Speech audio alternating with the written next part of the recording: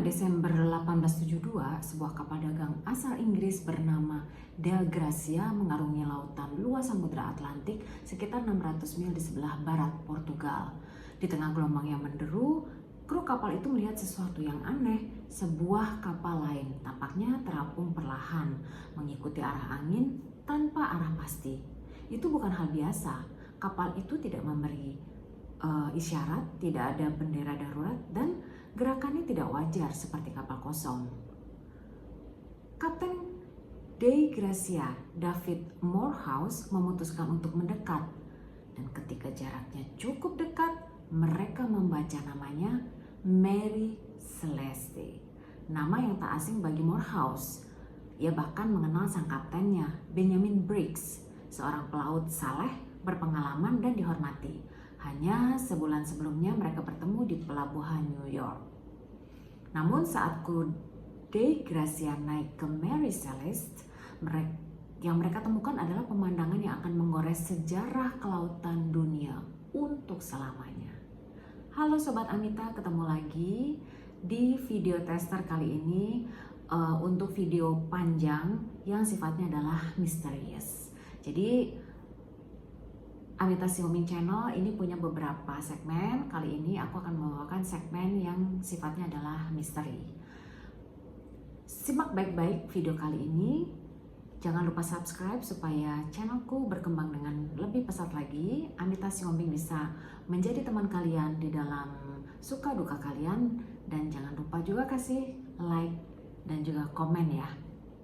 Kali ini kita akan membahas tentang kapal yang namanya adalah Mary Celeste. Aku nggak tahu persis cara bacanya gimana ya, maklum ini lidah Jawa. Jadi mungkin Mary Celeste atau mungkin Mary Celeste. Tapi yang gampangnya Mary Celeste aja lah ya. Oke, kita simak video lebih jelas lagi berikut ini. Awal perjalanan, impian dan keyakinan. Mary Celeste adalah kapal Brigantine 2 tiang buatan tahun 1861. Kapal ini telah melalui banyak pemilik dan juga perbaikan yang dilakukan untuk supaya kapalnya ini tetap bisa melakukan pelayaran dengan baik. Hingga akhirnya dimiliki oleh sekelompok investor Amerika dengan Benjamin Briggs ditunjuk sebagai kaptennya.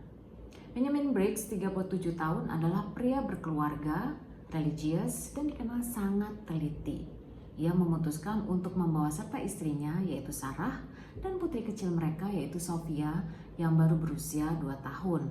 Keputusan ini dianggap tidak lazim karena lautan adalah tempat yang sangat berbahaya. Tapi Briggs yakin perjalanannya ke Genoa, Italia akan berjalan dengan aman. Mary Celeste meninggalkan pelabuhan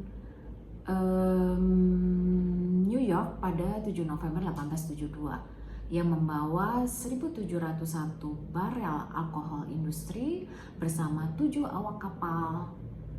Tujuan mereka adalah perdagangan yang menguntungkan di Eropa. Sobat Amita, mohon maaf ya, karena ruanganku ini masih tradisional ya, masih konvensional, mungkin banyak suara-suara yang tidak diinginkan. Aku mohon maaf banget. Aku nggak tahu ya, mungkin nanti kedepannya kita perbaiki ruangan ini supaya Sobat Amita lebih nyaman mendengarnya ya. Aku juga udah punya mic tapi belum disetel. Nanti mudah-mudahan mic-nya lebih membantu dari sisi sound lebih baik lagi. Oke, kita lanjut.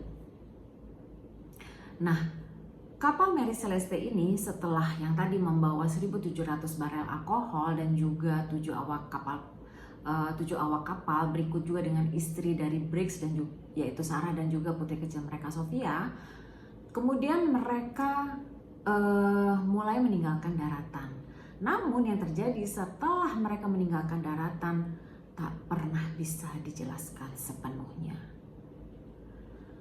Ketika kru Dei Gracia menaiki kapal Mary Celeste, tadi di awal kita udah bahas ya bahwa kapal Dei Gracia ini menemukan Mary Celeste itu terapung di tengah samudra. Lalu kaptennya, yaitu tadi kaptennya bernama David Morehouse, yaitu kaptennya Dei Gracia, itu mencoba untuk memasuki kapalnya, tapi mereka menemukan kapalnya itu tidak ada satu orang pun di dalamnya. Jadi juga di dalam kapal tuh ternyata nggak ada perlawanan sama sekali gitu ya.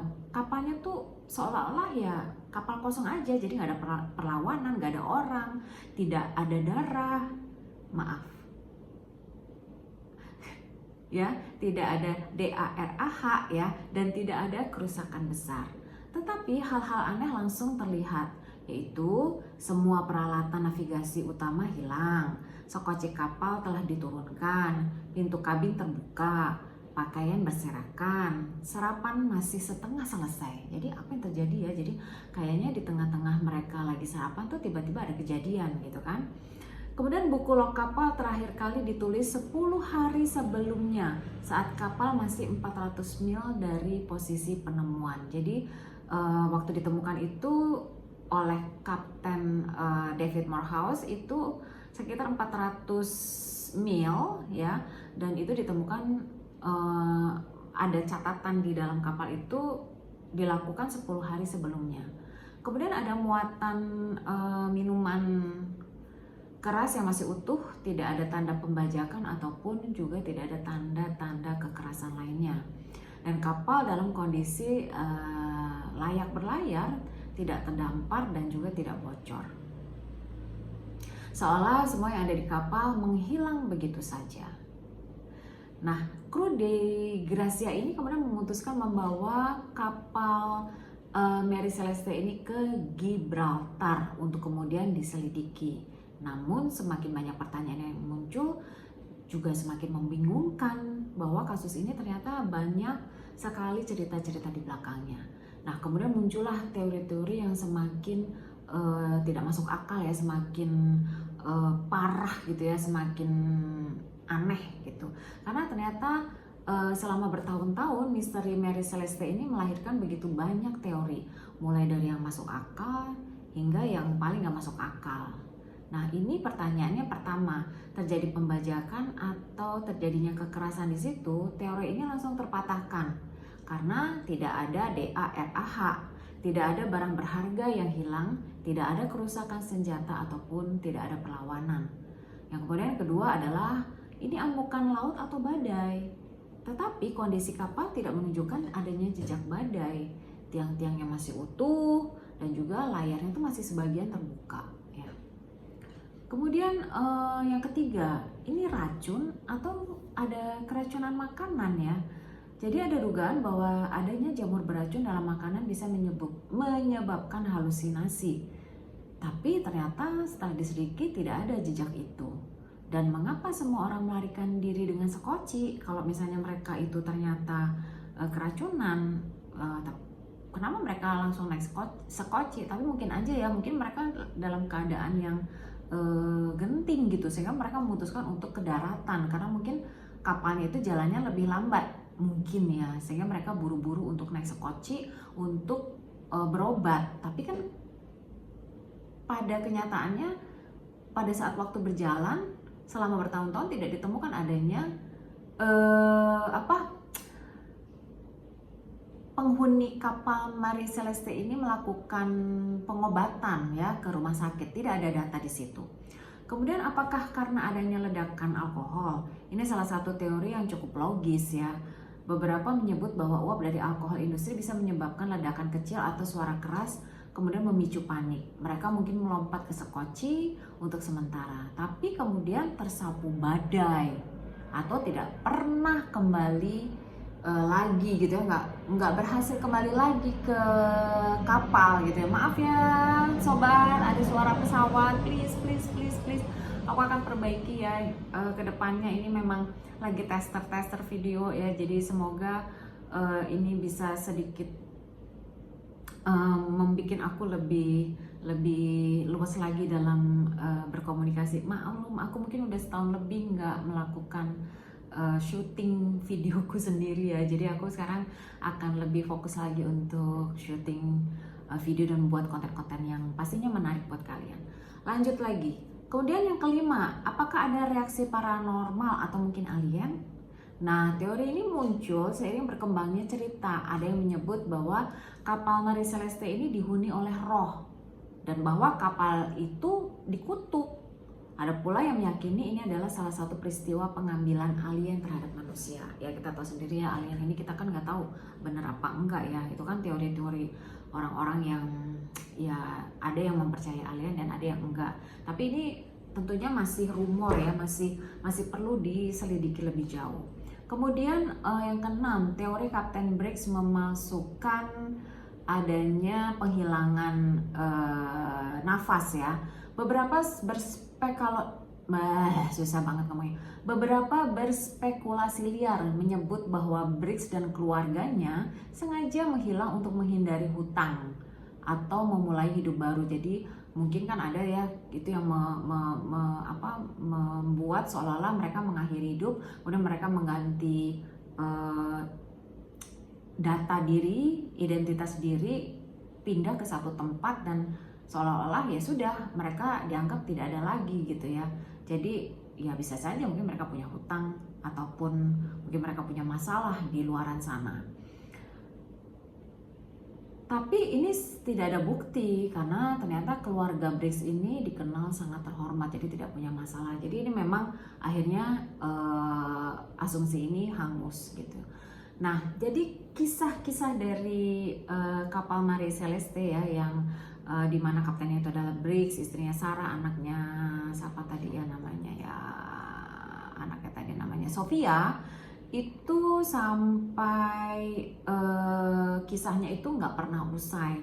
Jadi pemerintah Inggris sendiri melakukan penyelidikan di Gibraltar, tetapi pada akhirnya tidak ada satupun orang yang bisa dijadikan tersangka atau penjelasan yang pasti, dan kasus pun akhirnya ditutup dalam ketidakjelasan. Marie Celeste kemudian dijual kembali dan digunakan untuk pelayaran dagang. Jadi kapalnya ini diperbaiki lagi, kemudian digunakan untuk pelayaran dagang.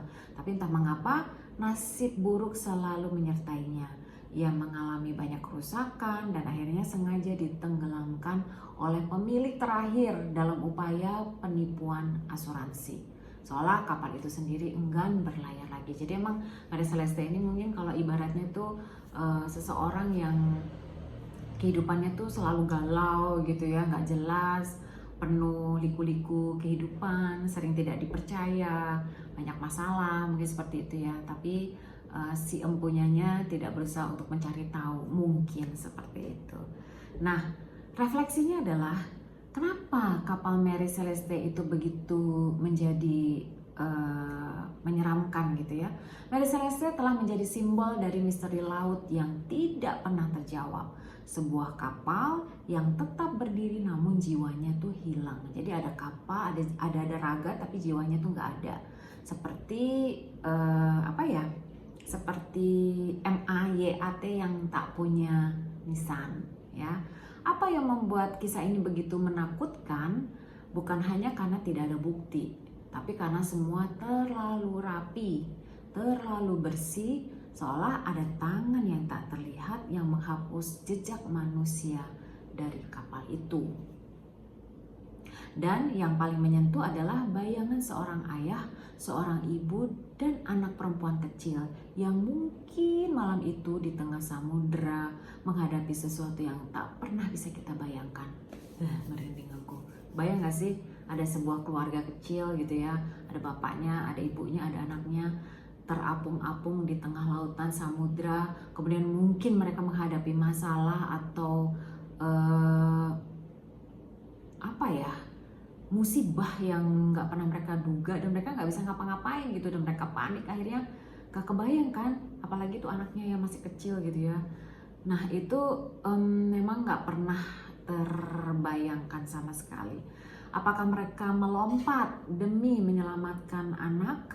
Apakah mereka berharap akan kembali naik kapal? Atau apakah mereka menghilang bukan karena alam, tapi karena sesuatu yang jauh lebih gelap? Kita nggak pernah tahu ya. Makanya ini menjadi misteri kapal Marie Celeste. Dan Marie Celeste akhirnya muncul dalam cerita-cerita horor ya, dalam cerita dokumenter, bahkan karya fiksi. Tapi di balik semua itu, satu kenyataan tetap ada, gengs. Sebuah keluarga hilang bersama 7 awak lainnya. Dan hingga lebih dari 150 tahun kemudian, tidak ada satupun yang tahu apa yang benar-benar terjadi. Mary Celeste tetap menjadi kapal paling misterius dalam sejarah umat manusia. Nah gitu, Sobat Amita, cerita tentang salah satu misteri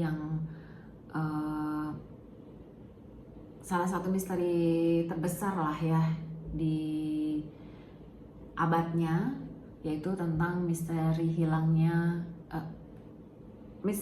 sebuah keluarga dan 7 awak kapal dari kapal Mary Celeste. Ini lumayan ya menjadi misteri ya, salah satu misteri terbesar di dalam perairan atau di samudra. Nah itu dari aku, silakan mungkin kalian ada komen. Aku mohon maaf belum bisa memberikan video yang baik, tapi aku berharap kalian jangan bosan untuk lihat atau mampir ke videoku ini ya. Semoga aku bisa berkembang maju bersama kalian. Aku doakan kalian semoga selalu sehat, bahagia, happy, sukses di dalam pekerjaan dan karir kalian, usaha kalian, dan semoga kita semuanya selalu diberkati dan berlimpah berkah buat para sobat Amita Siombing. Terima kasih untuk perhatiannya. Dadah.